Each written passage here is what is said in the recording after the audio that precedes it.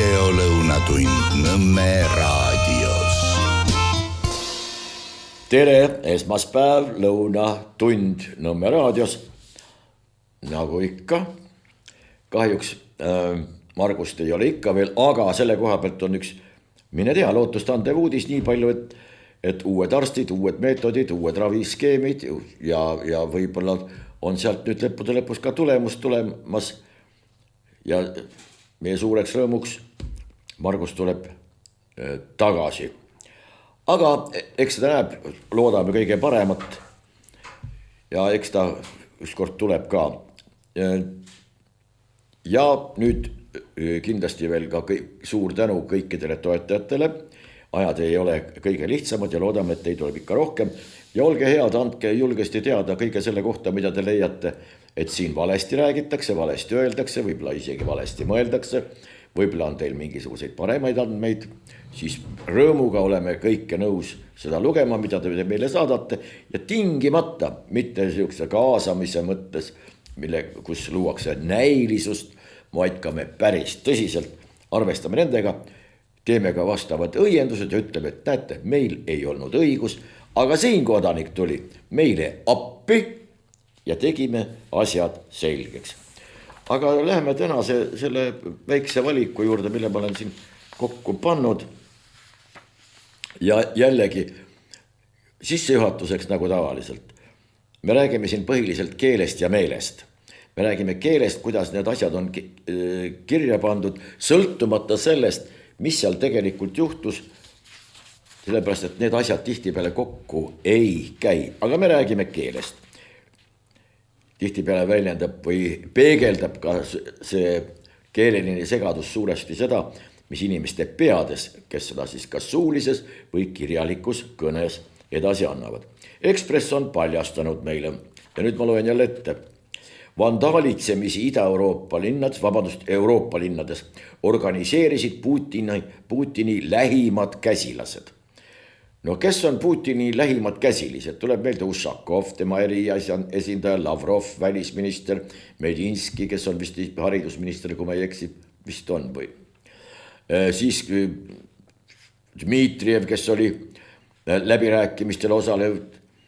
Ja kui nemad organiseerisid vahetult nüüd Euroopa linnades korratusi, kui ütlen ette, et olid seal barrikaadidel ja karjusid mingisuguseid roppusi ja no ei ole neid seal keegi paraku näinud. Võib-olla kuskil mujal parasjagu. Tsahkna tuleb küll meelde, et Tbilisi korratuste ajal opositsiooni eesrinnas seal ringi kõndis. Aga olgu pealegi. Ja räägitakse niimoodi. No tähendab, ei ole võimalik, et need lähimad käsilased seal isiklikult käisid kohal ja mingisuguseid korratusi organiseerisid. Muide, korratustest nii palju, kui Paris Saint-Germain võitis jälle suure karika, lüües otsustavas matšis Arsenali Inglismaalt, siis puhkesid Pariisis sellised rahutused, raketid lendasid edasi, tagasi, politsei seotud gaas, lendas, ühesõnaga tohutu suured korratused ja kohapealsed arutasid, muidugi poeröövid käisid sinna juurde nagu tavaliselt ikka, aga kohalikud arutlesid selle üle võrdlemisi lustlikult, et huvitav, kui Paris Saint-Germain oleks kaotanud, missugused need korratused siis võinuksid veel olla. Aga nii, et jah, Lavrovi ega Dmitrievi ei olnud ka seal mitte kuskil näha. Nii, juhtkiri. Kõlvarti sõnum Ukrainale pole liitlase oma. Keskerakonna juhil Mihhail Kõlvartil on probleem Ukrainaga. Sõna probleem on jällegi võõras nendele kirjutajatele. Nüüd on ta hakanud mõista andma, et 5. aastat Venemaa täiemahulist rünnakut tõrjuva Ukraina toetamine on tingimuslik. Tuleb välja, et see peab olema siis tingimusteta. See tähendab seda, et ükskõik, mida tehakse siin, kas on see materiaalselt võimalik või võimatu, või mida teeb, missugune võim parasjagu Ukrainas võimul on, või on seal võim vahetunud, see ei loe, toetada ja maksta tuleb igal juhul. Kas niimoodi või? Tundub, et see tingimuslik on täiesti oma koha peal, see sõltub. Kõlvart põimib, nüüd loen jälle ette, Kõlvart põimib Ukraina abistamise ühte lausesse Eesti elanike toimetulekuga. See tähendab, et kui meil on võimalik toetada, siis me toetame, aga kui oma inimestele läheb raskeks ja nad enam ise toime siin ei tule, siis me lihtsalt ei saa kedagi toetada. Tundub kuidagi loogiline. Või kirjutajad on selle küll kahtluse alla pannud, jätnud küll välja ütlemata, aga selge, mõistetakse hukka Kõlvart, kes ütleb, et see toetamine on tingimuslik. Tundub ju loogiline. Aga võib-olla on siin tegemist juba nii kaugele arenenud omaette meemiga, et on asju maailmas, milles ei tohi kahelda ja mille kohta küsimuste esitamine on ka otsekohe seotud mingisuguse märgi külge saamisega. Näiteks mitmes riigis on näiteks holokausti alane kas või kahtlemine kriminaalkorras karistatav. Ja tundub, et ka siin, kui keegi julgeb kahelda selles, et kuidas seal Ukrainas ikka neid asju aetakse ja kuidas need sularahakoormad liiguvad ja kuidas nende luksusautode ostmisega on üle ilma ja kuidas on need seltskonnad ikkagi väga-väga silmapaistvad Monacos kui ka mujal maailmas, peetakse ohjeldamatuid pidusid ja raha näiks selleks kõigeks olevaks. Hiljaaegu Ukraina rikkaim inimene Rinat Ahmetov muide ostis ühe järjekordse, kutsutakse millegipärast jahiks. Tegelikult on tegemist suure laevaga, mis maksis miljoneid ja sadu miljoneid. Ja kui kõige selle taustal öeldakse siin suvalisele inimesele, kes võib-olla bensiga kuidagi otsaga ääriveeri kokku tuleb, et võiks ka ikkagi sinna panustada, siis tekib võib-olla äkki siiski küsimus, et kas ikka peab see nii tingimusteta olema. Aga loomulikult maitse asi.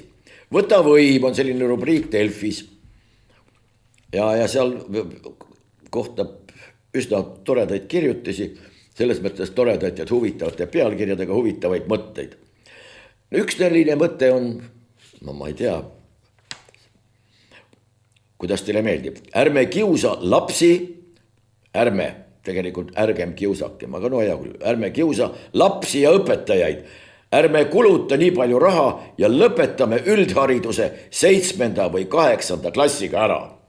Milleks edasi koolis käia, kui võib julgelt 7. ja 8. klassini seda teha? Mida me kulutame raha? Lõppude lõpus kõik tööle. Kuidas selle käib kokku sellega, et 18. eluaastani peab koolis käima, käib siis, õpib 7. klassis ja kuni 18 saab täis ja siis tuleb ära või kuidagimoodi.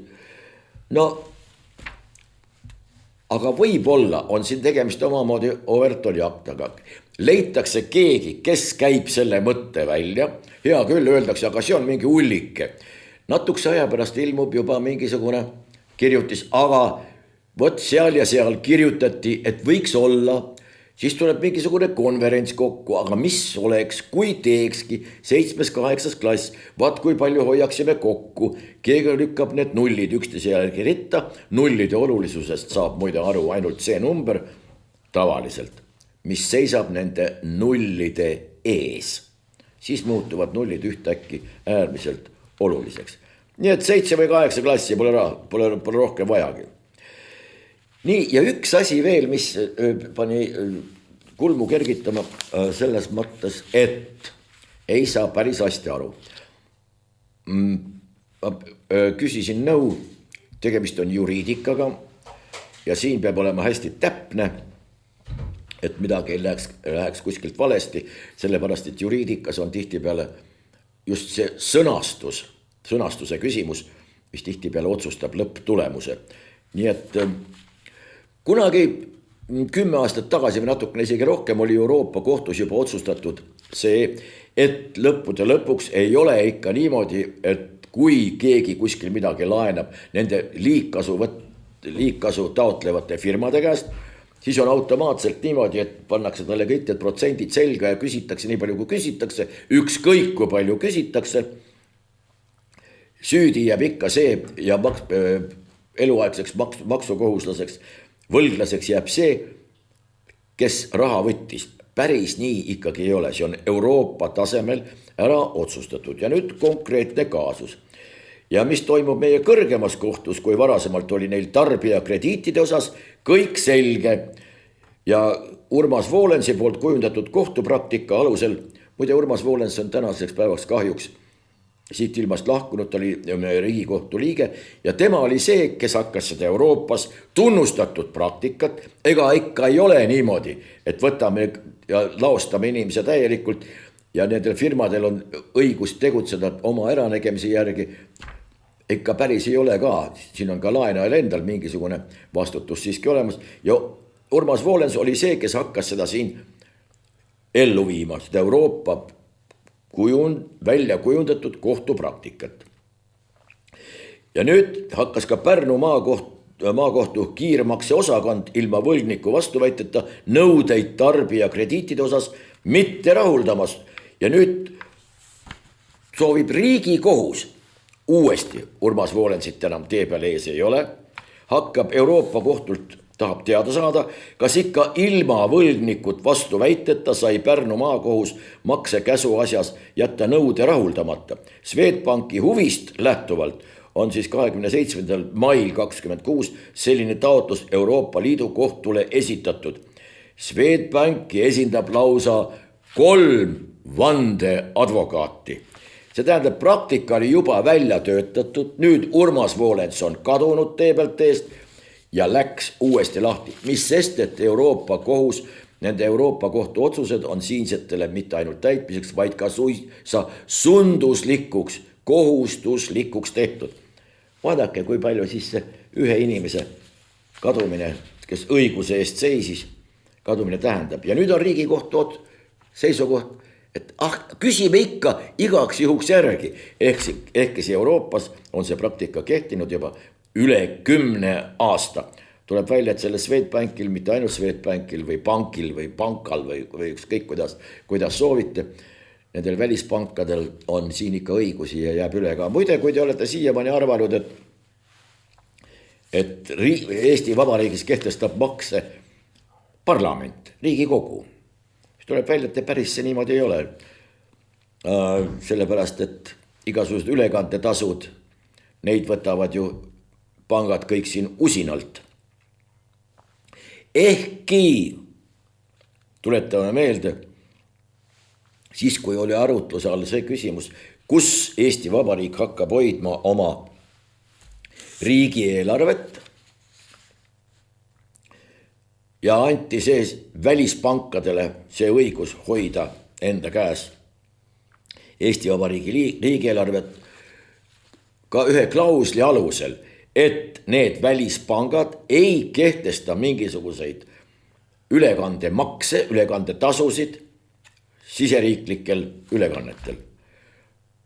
Ei huvita mitte kedagi, tänaseks on see kehtestatud, sisuliselt on tegemist maksuga ja selle on kehtestanud kollektiivselt kõik siin tegutsevad välispangad.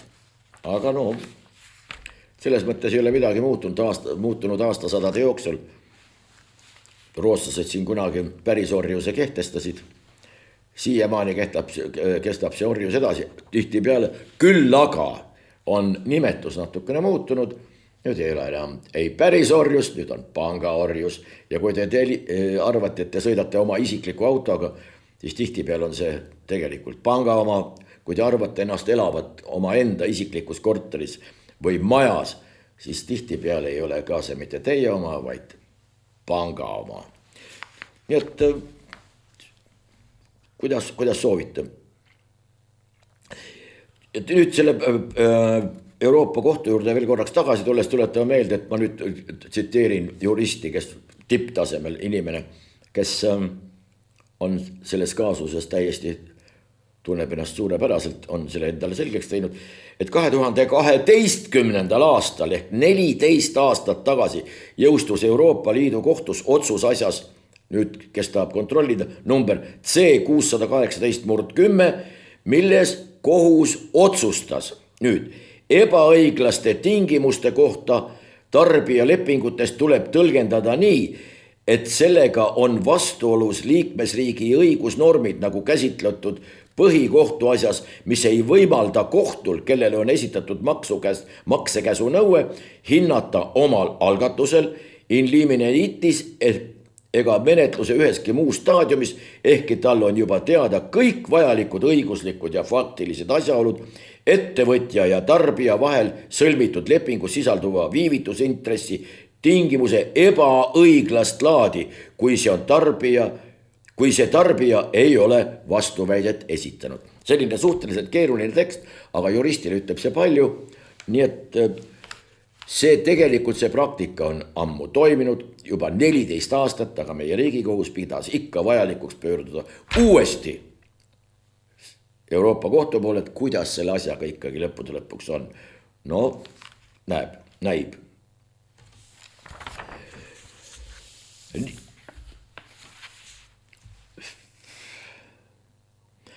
Niisiis, läheme edasi. Tartu linnavolikogu esimees ja Riigikogu liige Tõnis Lukas ning Riigikohtu emeriitliige Erik Kerganberg saatsid Rootsi parlamendile kirja, milles toovad välja 4 vanglarendi lepingut puudutavat punkti. Jutt on sellest, et Tartu vanglasse tahetakse Liisa Pakosta eestvõtmisel ja vedamisel tuua Rootsist kriminaalid, kes sageli on need eriti ohtlikud, ja kiri.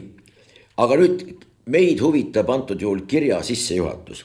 Sissejuhatavalt räägitakse kirjas Rootsi ja Eesti headest suhetest ning sellest, et Eestis sümboliseeris vana head Rootsi aeg õiglast valitsemist, hariduse arengut ja tugevat õigusriiki. Tugev õigusriik tuleb siis välja, oli see, et Alma Mater töötas juba ammu, aga suitsesid lõkkeid ja kohalikke ravitsejaid nimetati nõidadeks ja neid põletati Rootsi kohaliku kohtu otsusel või kellegi naabri äranäitamise järgi, polnud mitte mingit probleemi. See on siis nüüd nimetatud tugevaks õigusriigiks. Hariduse arengut Rootsi ajal. No, olen viimasel ajal pühendanud üsna palju aega Eesti kooli ajaloole, mis on enam kui huvitav. Aga nüüd Rootsi riigi panust eriti küll või panusest rääkida ei saa. Tuletame siin kohal Tartu Ülikooli üldlevinud, no ma ei tea, kuidas seda võiks nimetada. Siin on küsimusi kui palju, 1632 Akadeemia Gustaviana ja Tartu Ülikool ja Adolf vajas siia Tartusse ülikooli. Tegelikult ei olnud see ülikool klassikalises mõttes, tegemist oli usuõpetust andva õppeasutusega, mis oli mõeldud loomulikult mitte kohalikele. Siis see lõpetas tegevuse ja 100 aastat umbes oli Eestis selline olukord, Eesti territooriumil, sellepärast et Eesti riiki kui sellist tol ajal ei eksisteerinud ja mingitest headest või halbadest suhetest Rootsi ja Eesti vahel ei saanud juttugi olla, sellepärast et Eestit ei olnud tol ajal olemas. See Eesti oli Rootsi riigi poolt anastatud ala ja nii lihtne see ongi. See ala käis siin kord ühtedest kätest teise kätesse, küll olid siin taanlased, rootslased, küll olid poolakad, küll olid venelased erinevate vürstiriikide ja erinevate valitsejatega ja nii edasi ja nii edasi. Nii et riikide vahelistest suhetest ei saanud juttugi olla. Ja siis kuni 19. sajandi alguseni, 1802, siis puhkes just 100 aastat oli tühjust olnud. Kõrgemat haridust Eestis omandada, Eesti territooriumil omandada polnud võimalik. Ja siis puhkes vaidlus, taheti Balti sakslased ehk Ritterschaft tahtis luua kõrgemat õppeasutust, eeskätt omadele loomulikult, Terpti ehk siis Tartusse, mis tol ajal ei olnud Eestimaal, vaid oli Liivimaal. Liivimaal oli Tartu kuni aastani 1917. enne, siis sai Tartu Eestimaaks. Aga 1802 tuletab veel kord meelde. Ja siin Ritterschaft võitles hirmsasti sellest, et selline kõrgemat haridust andev õppeasutus võiks Eestis olla. Ja 2 koha vahel käis vaidlus. Miitav on praegune Jelgava ja Terpt ehk siis Tartu.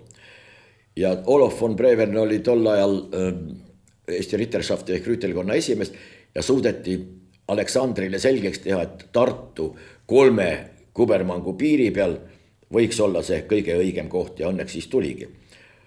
Ja rajati mitte ei taas avatud või taas loodud või mingi õiguspädevuse või järjepidevuse alusel, vaid loodi uus kool. Ja kui te Tartus ringi kõnnite, siis vaadake tingimata ka visake pilk peale Ingli sillale, seal on Barreau Primo Rectori Universitatis Tartuensis ehk Tartu Ülikooli esimene rektor. Ei ole mingit 1632 ega midagi taolist, 1802 on hoopiski. No maitse asi, aga jah, õiglane valitsemine, päris orjus tuleb välja, oli õiglane valitsemine. Võib-olla see arusaamine peegeldub rootslaste peades siiamaani ja võib-olla see orja mentaliteet kestab ikkagi edasi, et teistpidi ei ole võimalik seda kirja kuidagi moodi tõlgendada. Õiglast valitsemist, hariduse arengut. Hariduse areng läks paisu tagant valla alles 19. sajandi 50-ndatel, kuid hakkas pihta vaikselt rahvuslik liikumine, algas koolide rajamine, mastaapne suisa, algas õpetajate ettevalmistamine ja nii edasi, nii edasi. Hästi põnev ajalugu on see, selles mõttes, ta tõepoolest tuli nagu paisu tagant, läks 20 aastat ja juba oli muutunud see liikumine nii tugevaks, et seda enam sammutada või summutada ei olnudki võimalik. Aga 1850 ei olnud siin rootslastest lõhna ka enam. Võib-olla mälestused mingisugused. Aga oli vaja ju kujutada Rootsi head aega eeskätt. Siin olid mitmed poliitilised põhjused. Ja see tuli näiteks 1932 välja, kui pühitseti, kas õiguspäraselt või mitte, aga 300. ülikooli aastapäeva. Ja siis oli vaja ikka rootslastele näidata, et kui tublid ja kui alandlikud meie siin oleme. Olgu pealegi. Nii et tugev õigusriik, siis head suhted ja hariduse areng kuldsel Rootsi ajal, mil nõidu põletati, mõisatallis peksa anti. Kui see kõik on õigusriik ja väga tore, siis tunneme kaasa. Nii, õpetaja eetikakoodeks aitab väärtustada õpetajate tööd ühiskonnas. Õpetajate eetikakoodeks, kas siis õpetajatel on mingisugune eraldi eetika kui näiteks astronoomidel, matemaatikutel, autojuhtidel, müürimeestel, inseneridel, kosmonautidel. Eetika on teadupärast teadusaru, milles kaudu või mille raames uuritakse moraaliga seotud küsimusi. Nii lihtne see ongi. Kas siis õpetajate moraal on mingisugune teistsugune, näiteks kui õpilasel võiks olla? Minu arusaamist pidi peaks see moraal enam-vähem ühesugune olema. Aga võib-olla on siis niimoodi. Eetikakoodeks. Muide, et sõnade mäng, see võimaldab teha ei tea kui palju. Näiteks praegu peaaegu et moesõna vaimne tervis, kus juures mingit eraldiseisvat inimesest, eraldi välja võetavat mingisugust plokki inimesest kui vaimne tervis tegelikult olemas ei ole. Nüüd, miks pärast see meie keelele kontsentreeritud sõnavõttudes siin on see nii oluline? Millal te kohtasite viimati selliseid sõnu kuskil avalikus meedias, avalikes sõnavõttudes või veel kuskil? Näiteks psühholoogia, psühhiaatria, sotsiaalpsühholoogia ja sotsioloogia. Seda kõike ongi pandud asendama toosamane vaimne tervis. See võimaldab kõrvale tõrjuda kõik need, kes on pühas tõsi ja tõe meeles tegelenud tegelike teadustega, tegeliku arstiteadusega, psühhiaatriaga, psühholoogiaga, sotsiaalpsühholoogiaga või sotsioloogiaga ja tuua nende asemele vaimse tervise eksperdid, kes on poliitiliselt angažeeritud, kes põhiline, et kuuluvad õigesse seltskonda, on hullumiseni imendunud või läbi imendunud kõikvõimalikest rohe ja muudest hullustest. Ja nii see asi vaikselt käibki, tõrjume tegeliku kõrvale, muudame sõna, sellega koos muutub otsekohe ka sisu ja lõppude lõpuks keegi enam ei mäletagi, mis asi see psühholoogia, psühhiaatria või sotsioloogia üldse tegelikult ongi. Vaimne tervis, see võimaldab asja juurde tuua ustavad inimesed, see võimaldab neid üle kullata raha ja igasuguste muude boonustega, jättes kõrvale sellest süsteemist välja tegelikud asjatundjad. Ja see ei ole mitte ainult see niinimetatud vaimse tervise puhul, vaid ka igasuguste muude teadusharude puhul rahastatakse mingisuguseid projekte, hetkel kuuma kartulina ringi keerlevaid teemasid. Samal ajal, mis sellega saavutatakse, lõhutakse ära viimnegi koolkond, mis siin Eestis on jõudnud tekkida. Aga see on pikem teema, nii et kunagi võime sellel peatuda, kutsume kedagi kohale ka, kes natukene asjaga sisemiselt ja sügavamalt kursis on. Nii, fotod. Venelaste õhupall luuras Lõuna-Eestis. Kuidas on võimalik sellest aru saada? Et Lõuna-Eestis oli venelaste õhupall. Nii lihtne see ongi. Hakkad lähemalt uurima, tuleb välja, et ta ei olnud Lõuna-Eestis. Ta oli tegelikult Venemaal, aga võib-olla pildistas või uuris või salvestas või kadreeris või tont teab, mis ta seal tegi just Lõuna-Eestis. Aga pealkiri on täpselt selline, mis viitab sellele, et see õhupall Lõuna-Eesti territooriumil kuskil tiirles. No, kas see ei ole nüüd uudis, milles ka Nõmme raadiot muide on väga ja väga palju süüdistatud. Vaata videosid. Järgmine. Nüüd suudab Ukraina oma droonitõrjet korraldada ükskõik kust maailmas. Huvitav, aga miks need siis ikkagi seal plahvatavad või istuvad rõõmsalt kuskil Namiibias, korraldavad Ukrainast droonitõrjet või mida nad teevad, aga järjekordselt üks selline pealkiri, mis peaks tähendama ei tea mida, kuhu, kellele see mõeldud on, täpselt, no ei ole ka selge, aga midagi selle koha pealt on jällegi öeldud. Viru, nii, võtame edasi.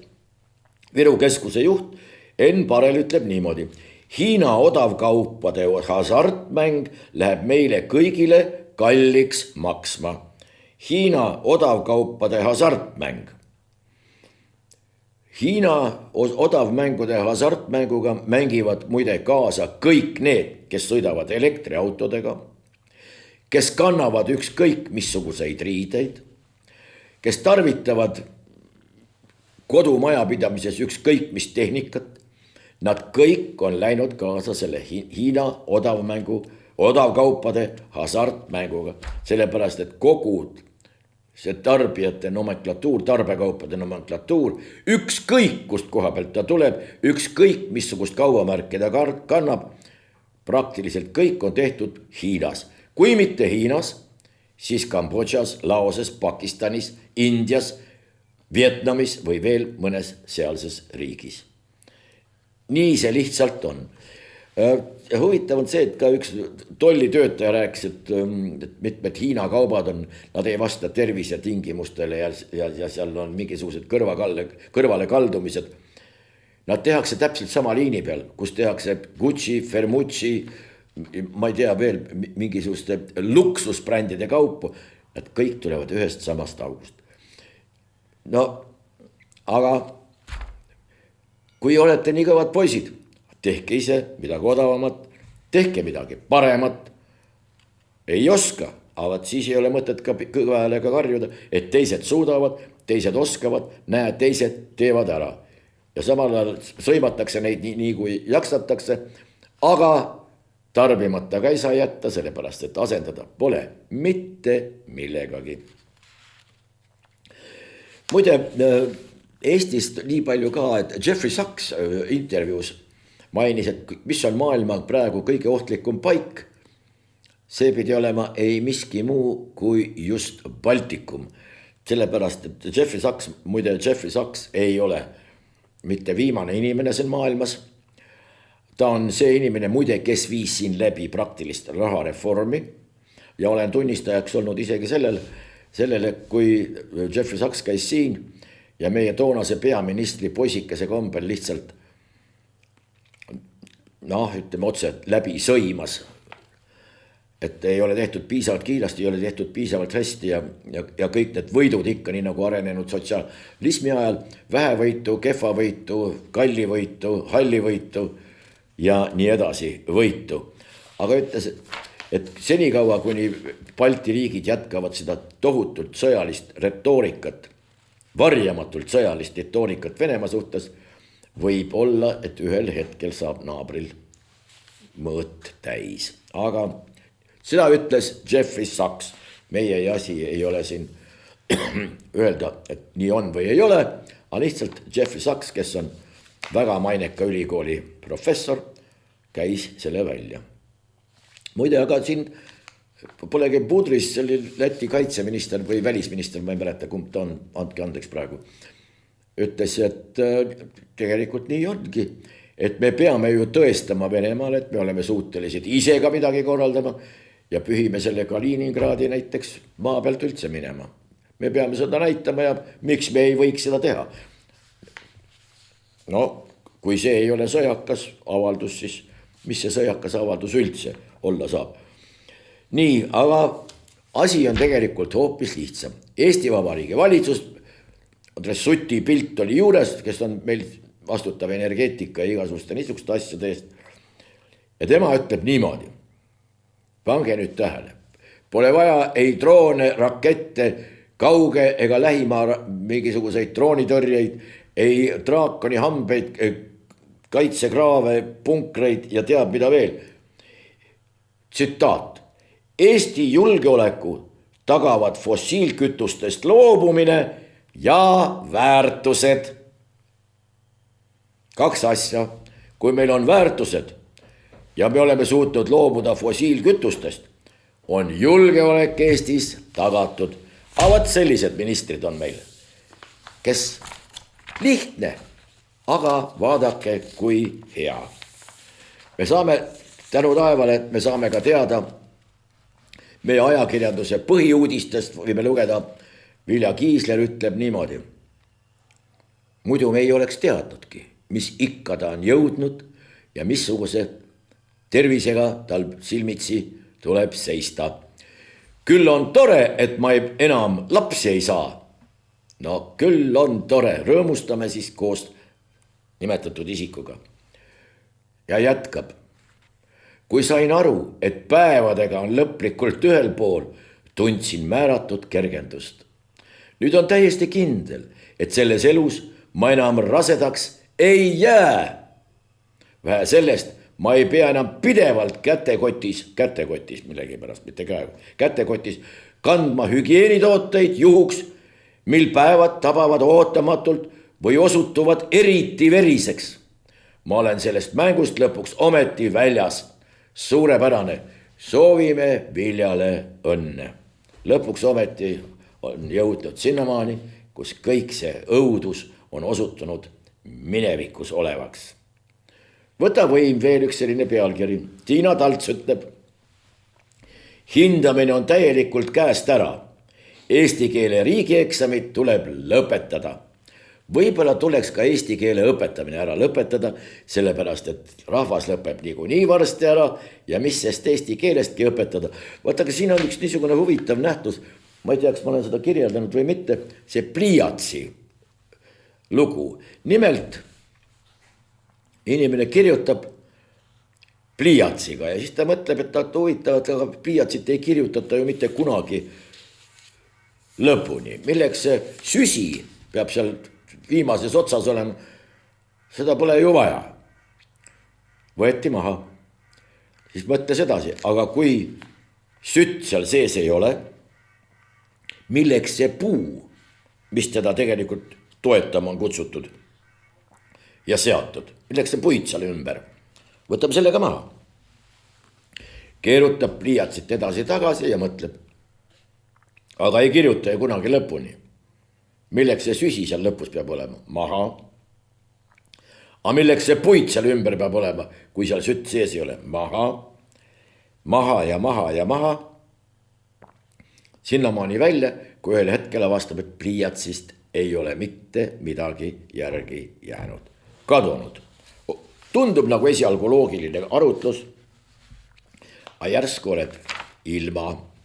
Võt nende riigieksamit tuleb lõpetada, eesti keel tuleb lõpetada, kõik nii edasi. Tuleb teha lihtsamaks ja me keele juurde tuleme täna õige peatselt.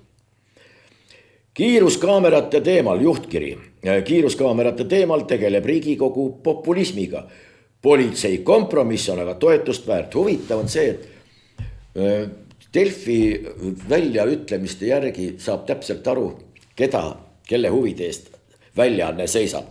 Siin ei ole viimasel ajal mitte ühtegi lugu sellest, et politsei on midagi valesti teinud. Jõustruktuurid on midagi kas üle keeranud või ala keeranud või on midagi kuskil natukene eksinud või on kohe suuresti mööda läinud, et Taro või keegi sellest seltskonnast oleks kuskil eksinud, oleks millestki valesti aru saanud. Ei, eksimatult ainult jõuaparaatide ja nende jõustruktuuride teenistuses puhtalt lähtuvalt. Ja see on selles mõttes sümptomaatiline, kui te selle pilguga neid väljaandeid loete. See on selge, kuhu poole asi tüürib. Kompromiss on igal juhul väärt. No võt kompromissidest veel nii palju, et kompromissi alati moraali arvelt kompromisse teha ei ole lihtsalt, no ei ole õige, ei ole võimalik. Näiteks kui kaks inimest vaidlevad, et lähme teeme, varastame naabri korteri paljaks, seal igas trenni nii palju. Teine ütleb, et no ei lähe, see ei ole ju õige tegu, no ei lähe. Ja kompromiss seisneb siis selles, et läheme teeme, aga mitte päris paljaks. Jätame pooled asjad alles. Sellised kompromisse, kui seda nimetada kompromissiks, siis on tegemist maitse asjaga. Nüüd juhtkiri ütleb, tõuksid on head, tõukarattad see tähendab. Tegelik probleem on hoopiski lapsevanemad, kes oma lastele tapariistad kätte annavad. Panete tähele, tõuks on hea, järgmises lauses on tõuksist saanud tapariist. Tõuks on hea, aga vanemad, kes oma lastele tapariistad kätte annavad, need samad tõuksid. Ühe hetkega on nad tapariistadeks muutunud. Kus siin see loogika on, ei tea. Lapse vanem on süüdi. Nii, inimeste terviseandmed saab salaja kätte labase salasõnaga ja minister ütleb, sellist olukorda ei tohiks Eesti Vabariigis olla. Nõus, kõik ei tohiks olla. Aga nüüd minister, kes selle valdkonna eest peaks teoreetiliselt ju nagu vastutama, ütleb, ei tohiks olla. Pange tähele, ka siin on konjunktiiv, ei tohiks. Isegi mitte ei tohi olla, aga ei tohiks. Ei tohiks olla, aga kui ta juba on, mis me siis ikka sinna teha saame, kui juba saadakse kätte, oi, see on kole lugu küll, aga mis me sinna parata saame. Selleks see minister ongi, et sellist olukorda ei tohiks, ei tohi ja ei saaks ja ei saa tekkida. Ei saa hakkama, ole hea, anna koht sellele, kes võib-olla saab hakkama. Nii. Eksperdid ütlevad, Euroopa ja Eesti majanduse konkurentsivõime probleemi lahendatakse valest otsast. Kliimapoliitika ei kahjusta konkurentsivõimet. Mis see konkurentsivõime, tähendab, kellega me konkureerime siiamaani ja mitte, et kas konkurentsi või võimet.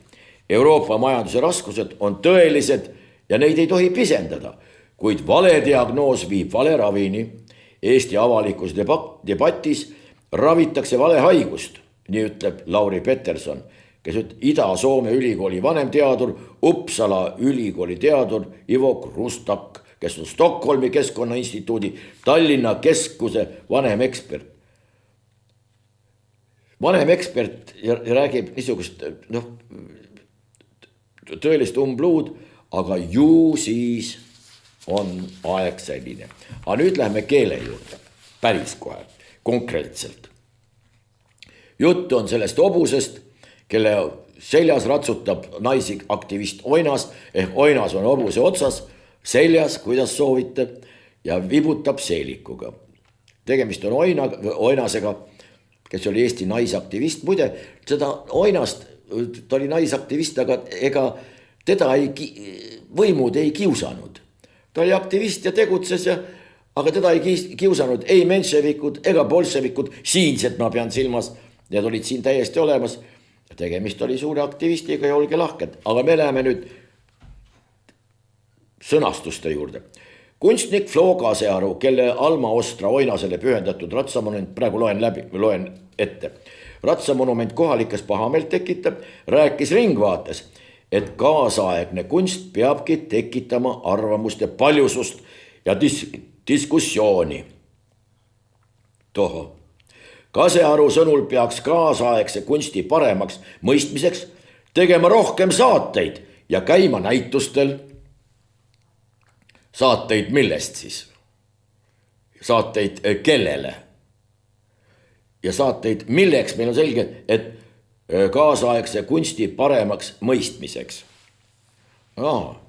Ja käima näitustel, seenenäitusel näiteks, aga võib-olla ka mingisuguse avangardistliku kuubiku näitusel, võib-olla ka mingisugusel ahaas väljapanekul, mingi teadus, ei,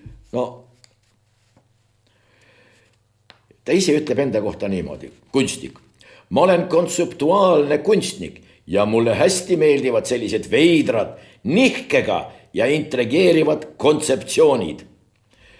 Kontseptsiooni juurde tuleme lõpus tagasi. Kasearule tundus, et rääkides naistest, kel on Eesti ajaloos väga oluline roll olnud.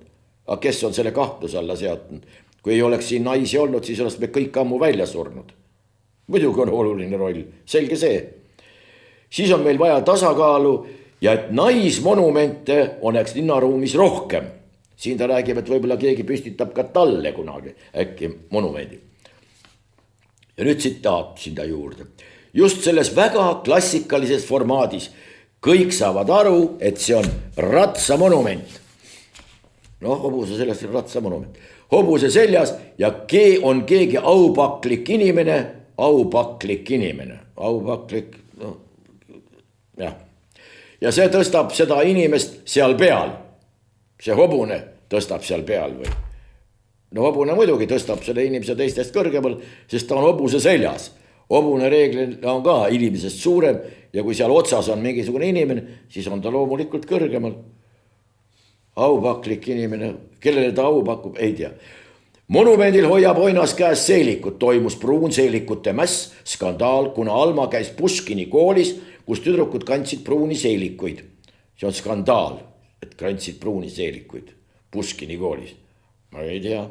Naised mässasid seal vabaks naiseks olemise eest. Seal olid tüdrukud muide, seal Alma seal koolis, mitte naised veel. Ja Alma visati koolist välja, seepärast tunduski, et on äge, kui ta hoiab käes seelikut, mitte lippu, selgitas Kasearu. Võttis seeliku seljast ära, ja mis siis paistma hakkasid? Aga tolle ajal olid niisugused suuremad, ma kujutan ette aluspüksid. Kuju puhul Kasearu realismi ei taotlenud. Ma töötan erinevate meediumitega. Sellist monumenti pole ma varem teinud, aga see oli nii põnev. Tahad ju endale väljakutseid. Mitte luua monumente, aga endale väljakutsed.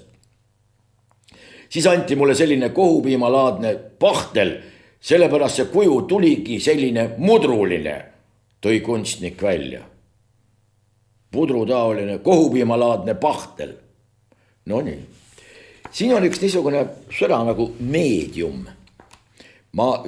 Kus see oli? Ma töötan erinevate meediumitega. Nüüd see sõna meedium iseenesest. Mida see tähendab? Ma töötan erinevate meediumitega. Ja võtsin huvi pärast välja, mida see meedium tähendab. Wikipedia. Ma ei soovita mitte kellelgi kasutada Wikipediat kui mingisugust tõeallikat. Te võite seda loomulikult kasutada, aga seal näete saate ehk mingisugust inspiratsiooni, aga lõpliku tõena paluks seda mitte käsitleda. Mitmetes korralikes ülikoolides muide on Wikipeedia kasutamine algallikana või tõeallikana mitte ebasoosingus, vaid suisa keelatud. Nii Wikipeedia ütleb. Meedium on vahend, vahendaja, vahelüli, võib nõustuda. Meedium ehk massikommunikatsiooni vahend, massikommunikatsiooni. Meedium on infotehnoloogias füüsiline vahend, millega näiteks andmeid esitatakse. Näiteks raadio siis on meedium. Televiisor on meedium, selle kaudu ju esitatakse. Ei tea. Meedium inimene on üleloomulike võimetega inimene. Meedium on USA teleseriaal, selle nimeline. Meedium keskkond on keskkond. Mis keskkonnast me räägime, vaimsest, füüsilisest, räägime meediumist ja kõik on selge. Meedium kui meedium ehk keskkond. Meil on vaja meediumi spetsialisti, mitte keskkonna spetsialisti. Meediumi kahjutasud ehk siis keskkonnatasud, meediumi tasud või nii. Meedium muide on ka ansambel. Kus ta esineb, millal järgmine kontsert on, ei ole toodud välja, aga võib-olla ei ole jõutud. Spiritualist meedium. Nii, nüüd teeme väikse sellise korrektuuri. Meedium tähendab ladina keeles keskmine. Meedium. Meedia ja medius on need samad meediumid ehk meedia. Nüüd miks pärast on meedia, miks on medium ja miks on medius, aga sellepärast, et ladina keeles on sugu, naissugu, meessugu ja neutrum ehk kesksugu. Nii lihtne see ongi, tegemist on ühe ja sama sõnaga. Aga nii palju võiks ikkagi teada, et medius maskuliinum, see on meessoost, meedia naissoost ja medium neutrum ehk siis kesksoo. Sealt tuleb see sõna neutraliseeriva näiteks ja veel väga palju. Nii, aga eesti keeles seletav sõnaraamat annab meile järgmise selgituse. Keskmine meedium, kandja on meedium, populaarsemad tõlked eesti keelde. Vahend, vahendaja, vahelüli, filmilooja on omamoodi meedium tegelikkuse ja vaataja vahel. Ja massimeedium, liitsõnad, aga massimeedia ei tea. Isik teiseks, kellel on vaime välja kutsuda või nendega ühendusse astuda spiritismis, parapsühholoogiliste võimetega isik spiritistik seanss meediumiga. Meil on hea meedium ja muidu ka asjatundjad mehed eesotsas saime kõnelda juba Julius Caesari vaimuga. Leida Kibuvitsalt on võetud see tsitaat. Isik, keda on võimalik tema kehalise või hingelise laadi tõttu kasutada eksperimentideks ja uuringuteks, näiteks hüpnomatiseerimiskatseteks. Tuleb eestoas registreerida haigeid, tarbe korral olla õe eest. Mõnikord ka meedium hüpnoosi katsete puhul. Valmar Adams. Jällegi tuuakse keskkond neljandaks. Meedium ei ole keskkond. Info füüsiline vahend, millega andmeid tajutakse, esitatakse ja salvestatakse, edastatakse. Igasugune andmekandja on meedium. Teil on magnetofon, tuleb välja, et see on meedium. Ja nii edasi. Liitsõnad, multimeedium, meedium. Nüüd, kuidas meil meediat siiamaani on käsitletud? Massimeedia edastab sellist andmeid, edastab selliseid või teistsuguseid mingisuguseid teateid. Meediat, trükimeediat, välismeedia, mis on siis keskkond, väliskeskkond või? Välismeedia, see on, mida see kõike nüüd tähendab? Paned see sellisesse mingisse konteksti, ma tahan öelda lihtsalt seda, et hakkad uurima, mida sõna tegelikult tähendab ja kuidas teda kasutatakse, kuidas teda väänatakse. Vot ja siis tulebki välja niimoodi, et üks mõtleb niimoodi, teine mõtleb naamoodi, kolmas mõtleb kolmandat moodi. Algset põhjust või mida see sõna tegelikult tähendab, ei tea enam mitte keegi, ei mäletagi mitte keegi ja lõppude lõpuks ei ole ka oluline. Mina mõtlesin just nii ja nii on see ainuõige. Mina töötan mitmete meediumitega, ütleb kunstnik. See tähendab, ma töötan mitmete andmekandjatega, mitmete magnetofonidega, ma töötan mitmete keskkondadega. Võib ju päris sassi minna, kui see kõik ühte patta segamini panna ja natukene seda kulpi liigutada ka. Aga muide, see jätab inimesest mulje kui äärmisest millestki sellisest sügavamõtteliselt äärmiselt erudeeritust. Kunagi oli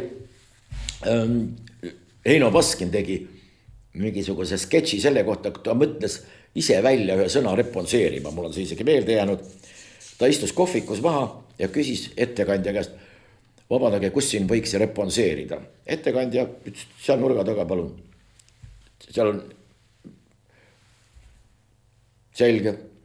Ta istus teise lauda, igavesti äge, väga kena ettekandja tuli ja siis ta küsis, Heino Baskin küsis ta käest, et vabandage, kas te oleksite nõus minuga täna õhtul reponseerima pisut.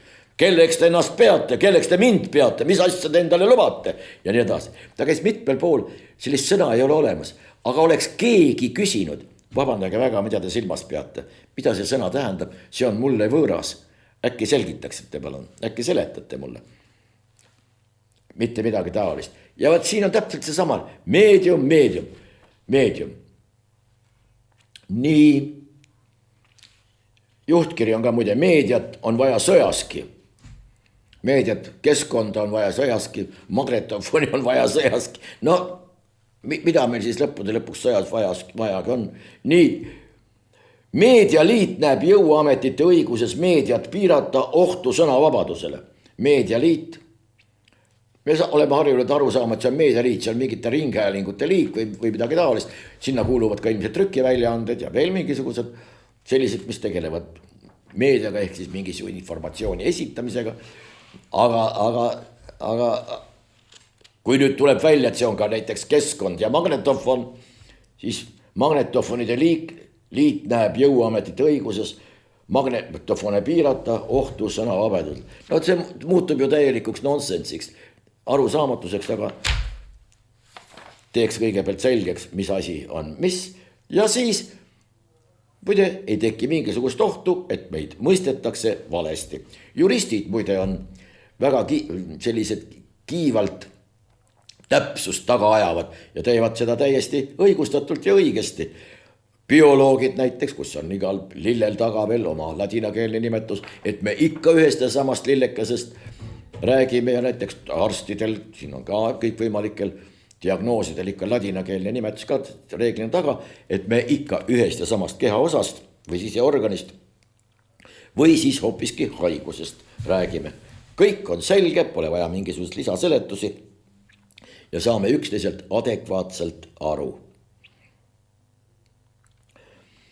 No niimoodi, aga praegusel ajal jah tõesti, kus kunst on muutunud juba selliseks, et mina ei tea midagi, mina olen eriline, mina teen sellise ja kõik peavad aru saama, mina kasutan erinevaid meediaid, mina kasutan kohuvimalaadseid pahtleid ja siis koorikutaolisi kive ja laon selle kõik kokku ja need teie tümikad, vabandust, ei peagi sellest kõigest aru saama, sest tegemist on kõrgema kunstniga ja raputab käe otsas on tal kas trussaarid või siis seelikud või siis vaenlase rinnust välja kistud süda, ükskõik. Tähtis on, et mina sellest aru saan, sellepärast, et mina esitasin, nagu siin kunstnik ütles, endale väljakutse ja see ongi kõige tähtsam. Muide, veel üks huvitav termin on meem. Aga kõik on juba ära unustanud, enamus ma arvan, et on ära unustanud isegi sellise lihtsa asjad, on olemas terve teadus, memoloogia. Ja siin on taas niimoodi, et kõikvõimalikud sõnaraamatud pakuvad välja, et see meem on mingi Ameerikas 1976 või midagi taolist välja pakutud alles, hiljaaegu tulnud see. Meem ei ole. Võtame soliidsed sõnaraamatud, see on juba sajandite jooksul on see välja kujunenud ja algselt tähendas meem ei mitte midagi muud kui põlvkondade jooksul omaks võetud terviklik mõttekonstruktsioon, mida kantakse edasi põlvest põlve. No meem näiteks on see, et erinevates kultuuriruumides erinevad, näiteks, et uksest sisse minnes võetakse saapad jalast ära, välisjalanõud võetakse ära. Ei kisata teiste seltskonnas, ei suruta ennast peale. Noh, puhtalt käitumisreeglid, mis on hea, mis on halb. Need on meemid, terviklikud mõttekonstruktsioonid, mida kantakse edasi põlvkonnalt põlvkonnale ehk siis põlvkondade jooksul. Nüüd on meem, ekstra võtsin selle välja, praegu Õss seletab seda niimoodi. Meem on idee, tava, kujund või muu selline infokogum, mis inimkultuuri keskkonnas valdavalt imiteerimise teel levib, paljuneb ja muteerub. See on kõike muud kui õnnestunud määratlus. Meemid, ja nüüd, meemideks võivad olla mõtted, ideed, teooriad, harjumused, laulud, tantsud ja muu selline. See tähendab seda ja muu selline, see tähendab, et kõik asjad võivad olla meemid. Sellisel juhul pole mõtet üldse meemi ju määratleda. Kui ta on midagi määratlematut, ükskõik mis asi võib olla meem. Ja me oleme nüüd sinnamaani välja jõudnud, aga see ongi, hägustame mõiste, igaüks võib mõelda selle all, mida tahab, öelda, mida tahab, keksida, jalalt jalale karjuda, meem, ütleb, et mina mõtlesin hoopis seda, minu meelest ühelt jalalt teisele hüppamine ja teie üle irvitamine näiteks on kultuurimeem, millega ma esitasin ühiskonnale väljakutse ja ühtlasi sellega väljakutse iseendale ja nüüd ma kutsungi välja meediumi ehk selle, kes saab teistest aru ja sellele teile ka lõppude lõpuks uskmatutele selgeks teeb. No ühesõnaga me võime minna, me lõpetame vaimuhaiglas ja nüüd Jürgen Ligilt ka veel üks, no ei saa ilma hakkama. Ta ütleb niimoodi, ringi on liikumas osav kelm. Kirjutatult näeb või kirja panduna näeb see välja niimoodi. Jürgen Ligi, ringi on liikumas osav kelm. Tema pidas silmas nüüd Urmas Reinsalut, kes ei oskavat tõlgendada Ligi poolt esitatud numbreid. Seda oskab teha ainult Ligi ise. No, ja on öelnud niimoodi. Vaadake, ja nüüd kui me tõstame selle lause ümber. Jürgen Ligi eest korjame ära ja asetame ta taha otsa. Ringi saab sellise lause. Ringi on liikumas osav kelm Jürgen Ligi. Vaadake, kui sõnade järjekord ja muudab kogu asja. Ja võib-olla teeb asja selgemaks, täpsemaks ja võib-olla isegi adekvaatsemaks, maitse asi. Muide, ja üks asi veel. Siin oli uudis selle kohta, et Venemaal tahetakse vastu võtta reegel liikluseeskirjadesse teha muudatus, et lubada mootorrattad ka ühiskondliku transpordi radadele. See tähendab, et nad saavad kulgeda seal, kus bussid liiguvad.